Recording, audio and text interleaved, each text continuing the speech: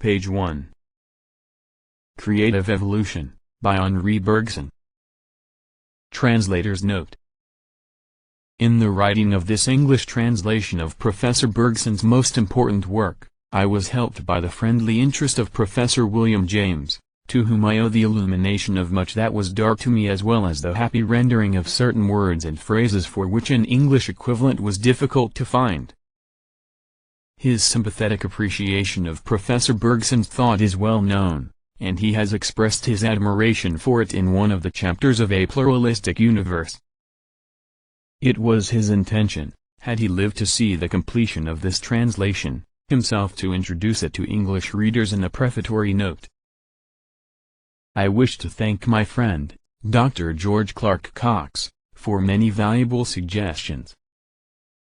I have endeavored to follow the text as closely as possible, and at the same time to preserve the living union of diction and thought. Professor Bergson has himself carefully revised the whole work. We both of us wish to acknowledge the great assistance of Miss Millicent Murby. She has kindly studied the translation phrase by phrase, weighing each word, and her revision has resulted in many improvements. But above all we must express our acknowledgment to Mr. H. Wildon Carr, the Honorary Secretary of the Aristotelian Society of London, and the writer of several studies of evolution, Creatrice. We asked him to be kind enough to revise the proofs of our work. He has done much more than revise them, they have come from his hands with his personal mark in many places. We cannot express all that the present work owes to him. Arthur Mitchell, Harvard University. 0.0. Introduction. The history of the evolution of life, incomplete as it yet is, already reveals to us how the intellect has been formed, by an uninterrupted progress, along the line which ascends through the vertebrate series up to man. It shows us in the faculty of understanding an appendage of the faculty of acting, a more and more precise, more and more complex and supple adaptation of the consciousness of living beings to the conditions of existence that are made for them. Hence should result this consequence that our intellect, in the narrow sense of the word, is intended to secure the perfect fitting of our body to its environment, to represent the relations of external things among themselves, in short, to think matter. Such will indeed be one of the conclusions of the present essay. We shall see that the human intellect feels at home among inanimate objects, more especially among solids, where our action finds its fulcrum and our industry its tools, that our concepts have been formed on the model of solids, that our logic is, preeminently, the logic of solids, that, consequently, our intellect triumphs in geometry, wherein is revealed the kinship of logical thought with unorganized matter, and where the intellect has only to follow its natural movement, after the lightest possible contact with experience, in order to go from discovery to discovery, sure that experience is following behind it and will justify it invariably. But from this it must also follow that our thought, in its purely logical form, is incapable of presenting the true nature of life, the full meaning of the evolutionary movement. Created by life, in definite circumstances, to act on definite things, how can it embrace life, of which it is only an emanation or an aspect? Deposited by the evolutionary movement in the course of its way, how can it be applied to the evolutionary movement itself? As well contend that the part is equal to the whole, that the effect can reabsorb its cause, or that the pebble left on the beach displays the form of the wave that brought it there. In fact, we do indeed feel that not one of the categories of our thought, a unity, multiplicity, mechanical causality, intelligent finality, etc., applies exactly to the things of life. Who can say where individuality begins and ends, whether the living being is one or many, whether it is the cells which associate themselves into the organism or the organism which dissociates itself into cells? In vain we force the living into this or that one of our molds. All the molds crack. They are too narrow, above all too rigid, for what we try to put into them. Our reasoning, so sure of itself among things inert, feels ill at ease on this new ground. It would be difficult to cite a biological discovery due to pure reasoning. And most often, when experience has finally shown us how life goes to work to obtain a certain result, we find its way of working is just that of which we should never have thought. Yet evolutionist philosophy does not hesitate to extend to the things of life the same methods of explanation which have succeeded in the case of unorganized matter. It begins by showing us in the intellect a local effect of evolution, a flame, perhaps accidental, which lights up the coming and going of living beings in the narrow passage open to their action, and lo! Forgetting what it has just told us, it makes of this lantern glimmering in a tunnel a sun which can illuminate the world. Boldly it proceeds, with the powers of conceptual thought alone, to the ideal reconstruction of all things, even of life. True, it hurtles in its course against such formidable difficulties, it sees its logic end in such strange contradictions, that it very speedily renounces its first ambition.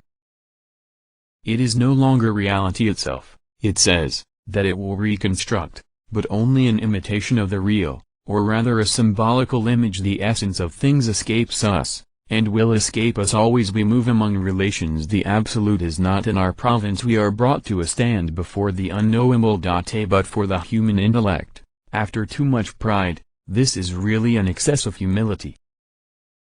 If the intellectual form of the living being has been gradually modeled on the reciprocal actions and reactions of certain bodies and their material environment, how should it not reveal to us something of the very essence of which these bodies are made? Action cannot move in the unreal. A mind born to speculate or to dream, I admit, might remain outside reality, might deform or transform the real, perhaps even create it, as we create the figures of men and animals that our imagination cuts out of the passing cloud. But an intellect bent upon the act to be performed and the reaction to follow, feeling its object so as to get its mobile impression at every instant, is an intellect that touches something of the absolute. Would the idea ever have occurred to us to doubt this absolute value of our knowledge if philosophy had not shown us what contradictions our speculation meets, what deadlocks it ends in?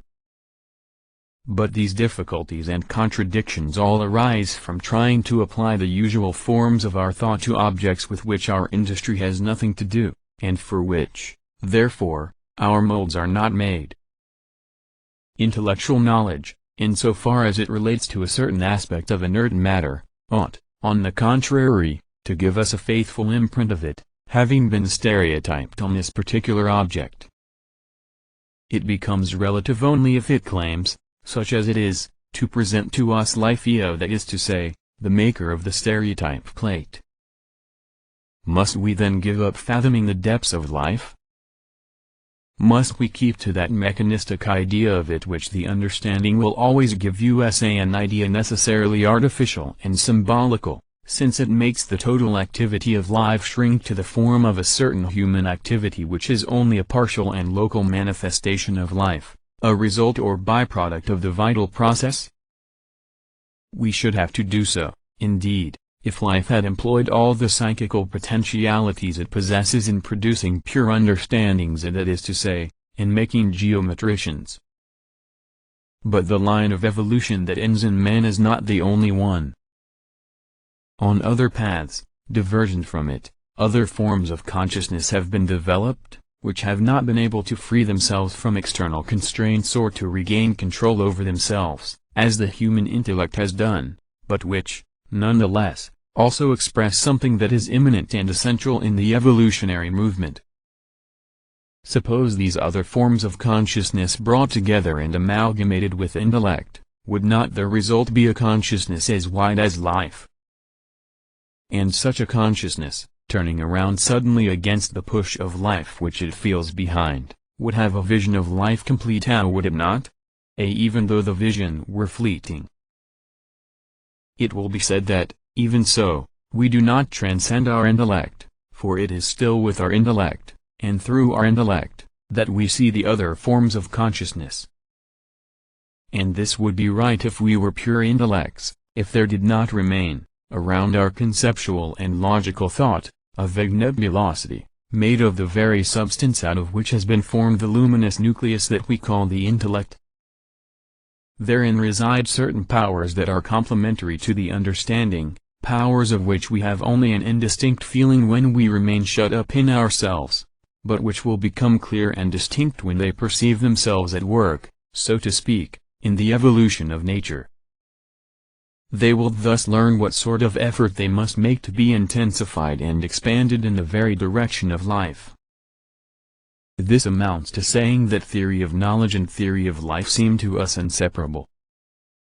A theory of life that is not accompanied by a criticism of knowledge is obliged to accept, as they stand, the concepts which the understanding puts at its disposal. It can but enclose the facts, willing or not, in pre-existing frames which it regards as ultimate.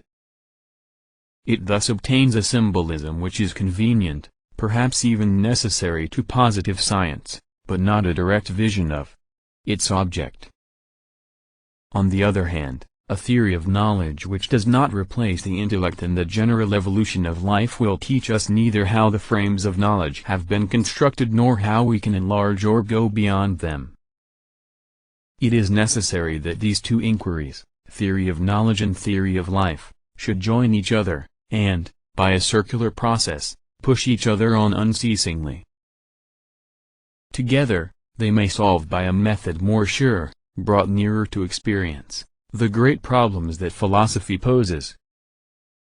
For, if they should succeed in their common enterprise, they would show us the formation of the intellect, and thereby the genesis of that matter of which our intellect traces the general configuration. They would dig to the very root of nature and of mind. They would substitute for the false evolutionism of Spencer, which consists in cutting up present reality, already evolved, into little bits no less evolved, and then recomposing it with these fragments, thus positing in advance everything that is to be explained a true evolutionism, in which reality would be followed in its generation and its growth. But a philosophy of this kind will not be made in a day. Unlike the philosophical systems properly so called, each of which was the individual work of a man of genius and sprang up as a whole, to be taken or left, it will only be built up by the collective and progressive effort of many thinkers, of many observers also, completing, correcting and improving one another. So the present essay does not aim at resolving at once the greatest problems. It simply desires to define the method and to permit a glimpse, on some essential points, of the possibility of its application. Its plan is traced by the subject itself. In the first chapter, we try on the evolutionary progress the two ready-made garments that our understanding puts at our disposal, mechanism and finality. We show that they do not fit, neither the one nor the other, but that one of them might be recut and resewn, and in this new form fit less badly than the other. In order to transcend the point of view of the understanding, we try, in our second chapter, to reconstruct the main lines of evolution along which life has traveled by the side of that which has led to the human intellect. The intellect is thus brought back to its generating cause, which we then have to grasp in itself and follow in its movement. It is an effort of this kind that we attempt incompletely in detail in our third chapter. A fourth and last part is meant to show how our understanding itself, by submitting to a certain discipline, might prepare a philosophy which transcends it. For that, a glance over the history of systems became necessary, together with an analysis of the two great illusions to which, as soon as it speculates on reality in general, the human understanding is exposed. Page 10.